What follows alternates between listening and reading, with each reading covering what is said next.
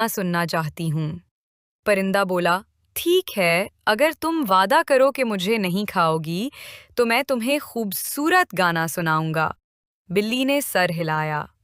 परिंदे ने गाना गाया और बिल्ली सुकून से सुनने लगी। गाना खत्म हुआ तो बिल्ली ने कहा, तुमने मेरा पेट नहीं भरा, मगर मेरा दिल खुश कर दिया।